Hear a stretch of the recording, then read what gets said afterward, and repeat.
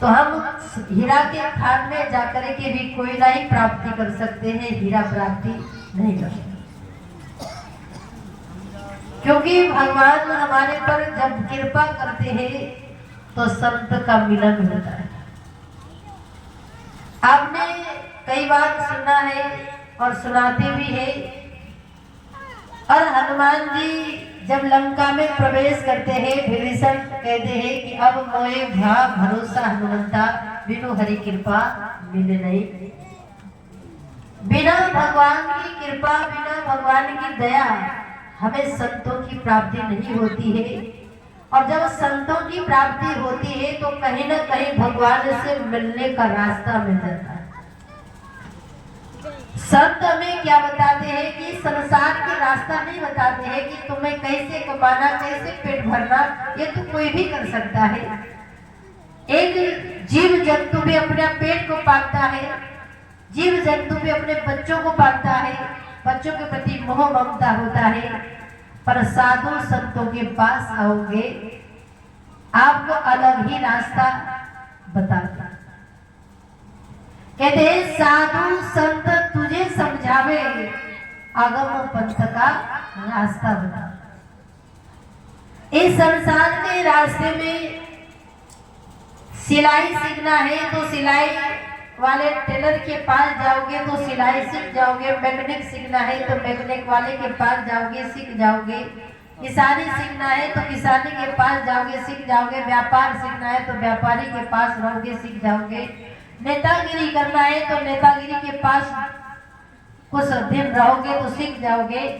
लेकिन संत क्या है, भक्ति का रास्ता देते हैं, भक्ति का माहौल बताते हैं, भक्ति में किस प्रकार से जीना है ये तरीका सिखाते हैं।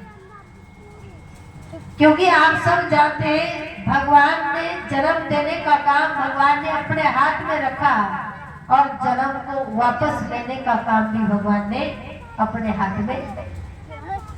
देना उसके हाथ में है, जीवन लेना उसके हाथ में है। और इस देने और लेने के बीच के जो जिंदगी है, कैसा जीना है, ये भगवान के हाथ में नहीं है, ये आप हमारे हाथ में। हम अपने जिंदगी को कैसे जिए, भक्ति करके जिए, तेरी मेरी करके जिए, आध्यात्मिक रास्ते पर चल करके जिए, गलत रास्ते पर चल करके जिए। क्योंकि ये जिंदगी हम सबको मिला है, कैसे जीना है ये हमारे हाथ में।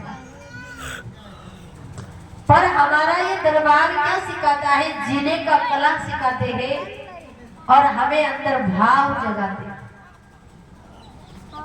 कहते हैं भाव का भूखा हूँ, भाव एक सार है, भाव से भजन साधना करना प्राणी सबकी नैया पार।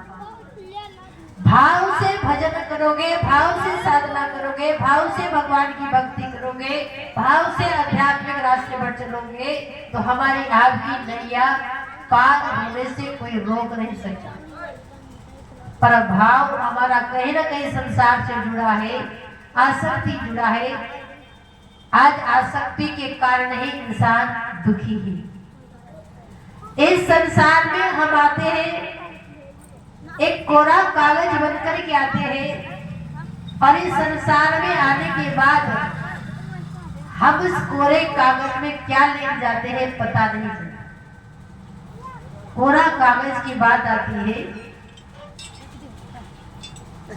एक समय एक व्यक्ति आया, मन में विचार आया, उसके मन में आया कि मैं जो काम करता हूं बहुत अच्छा करता हूं। और वो क्या था, एक चित्रकार था, चित्र बनाता था और उसके मन में आता था शायद मेरे चित्र में कहीं कमी ना रह जाए और अच्छा से अच्छा बना। उसने अच्छे से अच्छे बना, लेकिन उसके मन में जो आया, उसने चित्र बनाने के बाद बीच चौराहे में जाकर के उस चित्र को लगाया और चित्र को लगा करके एक कोने में लिख दिया, जो किसी को इस चित्र में कमी नजर आए वहां पे टिक लगा। लेकिन जो भी आता देखता है, कमी बताने के लिए कहा है, किसी ने गाल में टिक लगा दिया, किसी ने कान पे लगा दिया, किसी ने कहीं लगाया, जो आए टिक टिक लगाते गए, पूरी चेहरा उनके जो चित्र कमियों से भर गए। वो सोचता है मैंने वर्षों बिताया इस चित्र को बनाने के लिए और मैं अच्छे से अच्छे बनाया। मैं मानता हूं कि कमी हो सकती है, एक जगह हो सकती है, 2 जगह हो सकती है, 4 जगह हो सकती है। यहाँ तो कौन सी कमी गिनाया जाए, कहाँ से शुरुआत करें? ये तो सारे चित्र में कमी कमी लगती। बड़ा उदास, बड़ा दुखी, बड़ा परेशान, सिर पर हाथ रखे सुधार करे तो कहां से करे, कैसे करे, विचार करता है। उतने में संत आते हैं। संत ने कहा कि बेटा जब मैं यहाँ से गया था तो खुशी खुशी ये चित्र को लगा रहे थे, अब मैं लौट करके आया हूँ तो तुम बड़े दुखी उदास बैठे हो, कारण क्या है? कहा महाराज बात ऐसी है, मैंने चित्र बड़ी मेहनत से, बड़ी लगन से ये चित्र बनाया और चित्र बनाने के बाद मैंने सोचा कहीं और कमी न रह जाए। कमी जानने के लिए मैंने ये चित्र लगाया और यहाँ तो जो भी आए सब टिक लगाते कमी है, कमी है, कमी है। अब सुधार करे तो कहां से करे? का चिंता मत करना बेटा, कल सवेरे मेरी कहने पर तुम फिर भी चित्र बनाना, रात में बनाना, सवेरे लगा देना और मेरे आज्ञा के अनुसार चित्र लगा देना और एक कोने में जो मैं बताऊं वो लिख दे। चित्र बनाया उसने रात में, महात्मा तो कह के उसके कान में मंत्र बता के चले गए। अब उनकी क्या हुआ कि